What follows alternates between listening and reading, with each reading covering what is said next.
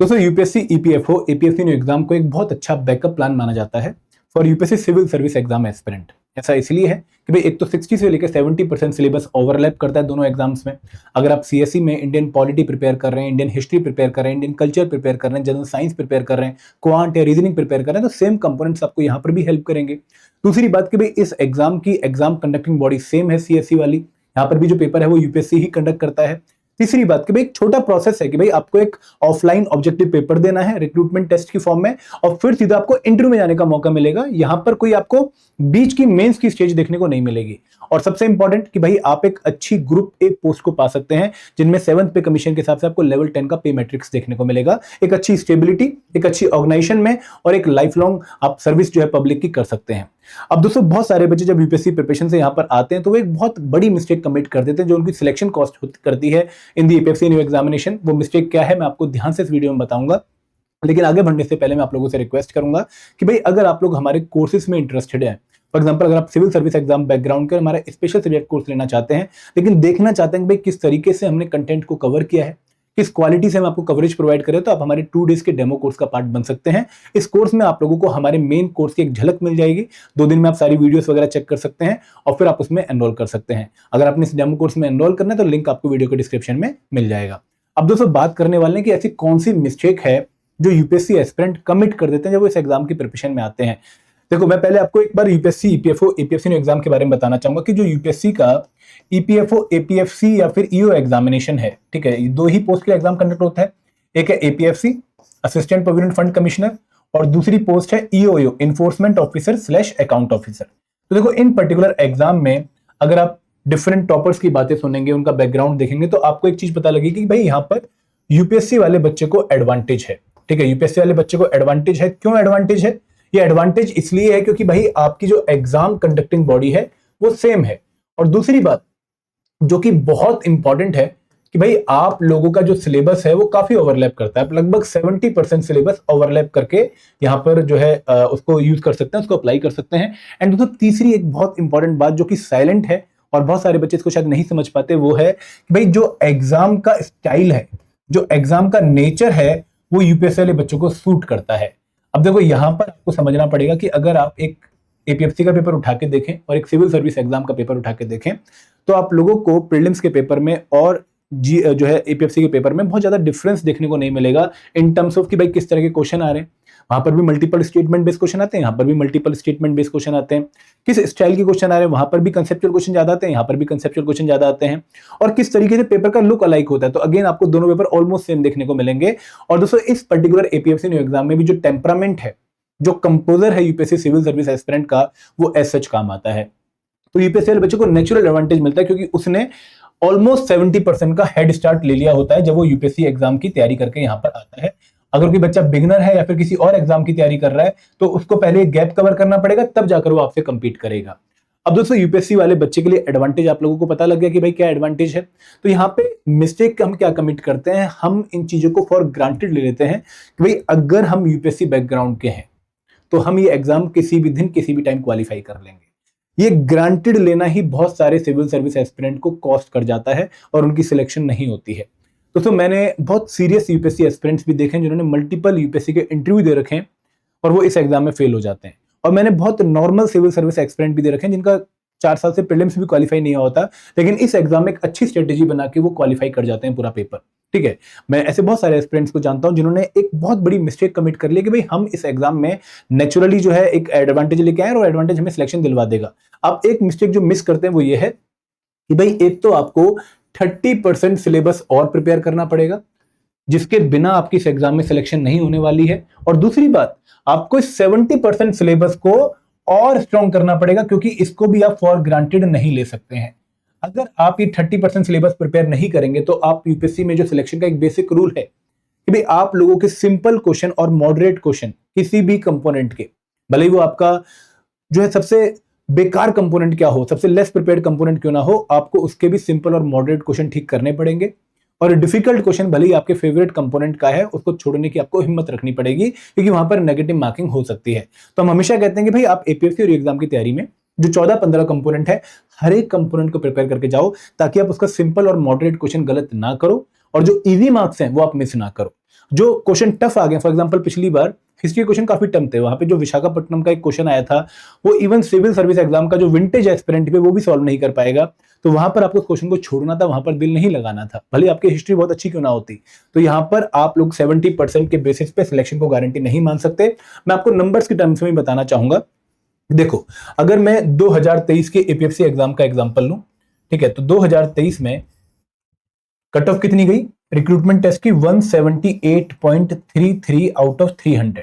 ठीक है, अगर मैं इस पर्टिकुलर नंबर को क्वेश्चंस की फॉर्म में तोड़ूं, तो अगर किसी बच्चे ने 80 क्वेश्चन अटेम्प्ट किए होते, क्योंकि मैं 80 क्वेश्चन का नंबर क्यों ले रहा हूं कि भाई आप जो है यूपीएससी सिविल सर्विस एग्जाम के एस्पिरेंट हैं और आपको ऐसा लगता है कि जो यूपीएससी ईपीएफओ एरिया के 3 डोमेन है प्रिपरेशन एरिया के, जैसे पहला डोमेन क्या है? Quant, reasoning, English plus current affair. दूसरा एरिया है जीएस कंपोनेंट और तीसरा एरिया है स्पेशल कंपोनेंट। तो मैं एक काम करता हूं, मैं स्पेशल कंपोनेंट्स को नहीं पढ़ता क्योंकि मुझे यहाँ पे अलग से टाइम डिवोट करना पड़ेगा। मैं अपनी इस प्रिपरेशन को और स्ट्रॉन्ग कर लेता हूं और इस पे पूरा ध्यान लगा लेता हूं, तो इनके बेसिस पे ही मैं पेपर क्वालिफाई कर लूंगा। तो यहां से आपके लगभग 40 क्वेश्चन 1/3 पेपर आने वाला है, यहां से भी आपके 40 क्वेश्चन लगभग 1/3 पेपर आने वाला है। तो इसके बाद आप पेपर में 80 क्वेश्चन ही सॉल्व कर पाएंगे, और 80 क्वेश्चन जो अगर आप सॉल्व कर पाएंगे तो 80 क्वेश्चन में अगर आपके 5 क्वेश्चन भी गलत हो गए, क्योंकि यहाँ पे देखो एक्यूरेसी का जो आप गारंटी नहीं ले सकते और जीएस में पेपर काफी टफ आता है पीएफसी एग्जाम का, तो अगर आपके 5 क्वेश्चन भी गलत हो गए तो आपने 75 ठीक किए। ठीक है, 75 अगर आपने ठीक किया तो आपके नंबर कितने हो गए? आपके नंबर हो गए अराउंड 187.5, अगर मैं गलत नहीं हूं तो, सॉरी 187 नहीं 182.5। ठीक है, क्योंकि 150 हो गए, 150 का फिर 75 का आपने अगर हाफ किया तो आपका 75 का हाफ कितना हो गया? सॉरी 37.5। ठीक है, तो आपके 187.5 नंबर हो गए और आपने जो 5 गलत किए उनकी नेगेटिव मार्किंग, तो अगेन आप बिल्कुल बाउंड्री लाइन पे कट ऑफ क्वालिफाई करेंगे और फिर इंटरव्यू में आपको 75 प्लस मार्क्स स्कोर करने पड़ेंगे और आप सिलेक्शन मिस कर जाएंगे।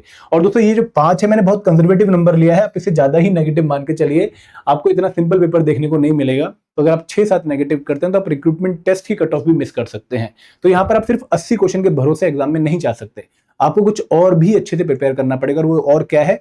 वो और है स्पेशल कंपोनेंट 30% सिलेबस, जिसके बिना आप इस एग्जाम की क्वालिफिकेशन के बारे में नहीं सोच सकते। और दोस्तों अगर आप पुराने एस्पिरेंट्स को देखें भी, जैसे अर्पना गिल मैम है रैंक 2 फॉर एपीएफसी एग्जामिनेशन, सचिव Nehra sir rank 1 for APFC examination 2023, आप निशांत ओझा सर को देखें, आप पूनम मैडम को देखें, आप आकाश अग्रवाल सर को देखें, जितने भी एस्पिरेंट हैं इन सभी एस्पिरेंट ने accounts, iron and labour law और कंप्यूटर अवेयरनेस को बहुत अच्छे से प्रिपेयर किया है, क्योंकि इन कंपोनेंट से एग्जाम में अराउंड 32 से लेकर 35 क्वेश्चन आने वाले हैं और इनके बिना सिलेक्शन कहीं ना कहीं कंप्रोमाइज्ड ही है।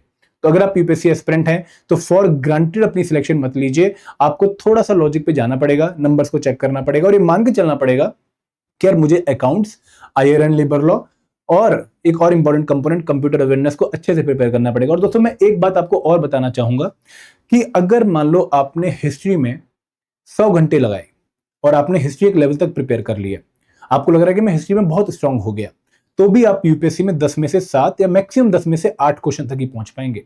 और अगर आपने 100 के आधे 50 घंटे भी अकाउंटेंसी पे लगा दिए ढंग से, मतलब जितनी इंटेंसिटी से आपने हिस्ट्री एंड कल्चर को, जितनी पॉजिटिवनेस से आपने हिस्ट्री एंड कल्चर को प्रिपेयर किया, अगर उससे हाफ टाइम आप अकाउंटेंसी पे लगा दे तो आप 10 के 10 क्वेश्चन एग्जाम में सॉल्व कर सकते हैं, क्योंकि अकाउंटेंसी में scoring potential is much higher than history and culture. तो दोस्तों आपको ये बात भी समझनी है कि कहां पर आप ज्यादा मार्क्स खींच सकते हैं कम इन्वेस्टमेंट देके। तो ये पॉइंट आपको बहुत यहाँ पे क्रूशियल लगेगा और इसलिए आपको accountancy, iron labour law and computer awareness को प्रिपेयर करना चाहिए। और दोस्तों एक पॉइंट और जो बहुत इंपॉर्टेंट है कि ये प्योरली स्टैटिक कंपोनेंट है, यहां पर आपको कोई करंट अफेयर का डायनेमिक नेचर का क्वेश्चन देखने को नहीं मिलेगा, तो आपको यहां पे अवेयर होने की जरूरत भी नहीं है। आपने जितना सिलेबस या जितनी बुक्स पढ़ ली हैं that will be more than enough for the exam, आपको कुछ एडिशनली प्रिपेयर नहीं करना है। एंड दोस्तों एक मिस्टेक और जो फॉर ग्रांटेड करते हुए पेपर को यूपीएससी वाले एस्पिरेंट जो है कमिट करते हैं वो ये है कि भाई वो इंग्लिश, यहाँ पे 70% में वो इंग्लिश को भी इंक्लूड कर लेते हैं। दोस्तों आपको उसको यहाँ पर इंक्लूड नहीं करना पड़ेगा, क्योंकि इंग्लिश आप लोग सीसेट में जब प्रिपेयर करते हैं तो आप सिर्फ रीडिंग कंप्रेंशन वाली प्रिपरेशन करते हैं, आप उससे ज्यादा इंग्लिश प्रिपेयर नहीं करते हैं। और एपीएफसी एग्जाम में 20 में से सिर्फ 5 क्वेश्चन रीडिंग कंप्रेंशन के आते हैं, 15 क्वेश्चन बाकी ग्रामर या फिर वोकेबुलरी के आते हैं, और उनको आप बिना पढ़े सॉल्व नहीं कर सकते। अगर आपको लगता है कि भाई मैं कॉन्वेंट बैकग्राउंड का हूं, मैं डेली न्यूज़पेपर पढ़ता हूं, मेरी वोकेबुलरी काफी अच्छी है, तो एक बार 2025 का एपीएफसी यूए पेपर देख लीजिए, क्योंकि उससे आपको क्लैरिटी मिल जाएगी भाई मुझे इंग्लिश पढ़नी भी है या नहीं पढ़नी है। तो यहाँ पे अगेन इंग्लिश को भी फॉर ग्रांटेड मत लीजिएगा, जनरल साइंस को भी फॉर ग्रांटेड मत लीजिएगा, और हिस्ट्री, पॉलिटी और इकोनॉमिक्स से पेपर क्वालिफाई नहीं होने वाला, तो आपको स्पेशल कंपोनेंट्स को प्रिपेयर करना ही पड़ेगा। इस 30% पे अपनी कमांड स्टेब्लिश करनी ही पड़ेगी, ताकि यहाँ कर सिंपल और मॉडरेट क्वेश्चन गलत ना हो, और जो पढ़ा हुआ है उसको और स्ट्रॉन्ग करना पड़ेगा। तो ये आप एग्जाम जो है लेस इजी मत मान, लेस जो है डिफिकल्ट मत मानिए। This is very competitive exam. यहाँ पर भी आपको लगभग 4 लाख बच्चे कंपीट करते हुए दिखेंगे, और सिर्फ आपको 300 बच्चों को इंटरव्यू कॉल आती हुई दिखेगी। तो इसलिए आप इस एग्जाम में बहुत अच्छे से प्रिपेयर करके अगर जाएंगे, तभी आप अपनी सिलेक्शन की गारंटी ले सकते हैं, और यहाँ पर अपना जो एडवांटेज है यूपीएससी वाला, उसको सिक्योर कर सकते हैं। तो आई होप मेरी बात आप लोगों को क्लियर लग रही हो, और मैं आपसे यही रिक्वेस्ट करूंगा कि इस एग्जाम में आपको एडिशनली बस 2 घंटे डेली निकालने हैं फॉर नेक्स्ट 4 मंथ। अगर आप ये निकालते रहेंगे तो तैयारी स्मूथली चलती रहेगी, और आपका सीएससी भी कंप्रोमाइज नहीं होगा। लेकिन अगर आप वो 2 घंटे भी नहीं निकाल पा रहे हैं और इस एग्जाम को क्वालिफाई करने का ड्रीम सोच रहे हैं, फिर दोस्तों आपका ड्रीम फुलफिल नहीं होने वाला है। मैं आपको ऑनेस्टली बात बताने वाला हूं, क्योंकि 2 घंटे की preparation for next 4 month is the basic minimum requirement जो आपको इन्वेस्ट करनी ही पड़ेगी। आई होप आपको मेरा पॉइंट क्लियर होगा। और अगर आप इन पर्टिकुलर कंपोनेंट्स को एक कोर्स की मदद से प्रिपेयर करना चाहते हैं, तो हमने एक special subject course specially for CSC aspirant launch कर रखा है, जो आपको वीडियो के डिस्क्रिप्शन में दिख जाएगा लिंक, आप उस पर आके परचेज कर सकते हैं। यहाँ पर आपको जीएस कंपोनेंट के और क्यूआर कंपोनेंट के चैप्टर वाइज क्यूज देखने को मिलेंगे, क्योंकि आपने इनको ऑलरेडी सीएससी प्रिपरेशन में कवर कर लिया है। लेकिन जो कंपोनेंट आपने प्रिपेयर नहीं किए हैं, accountancy, auditing, iron labour law, English, social security, इनका आपको comprehensive coverage with the help of videos and notes देखने को मिलेगा। ठीक है, तो आप इस कोर्स में अगर एनरोल करना चाहते हैं तो लिंक वीडियो के डिस्क्रिप्शन में है। This is all from my side. Thank you very much. जय हिंद, जय भारत।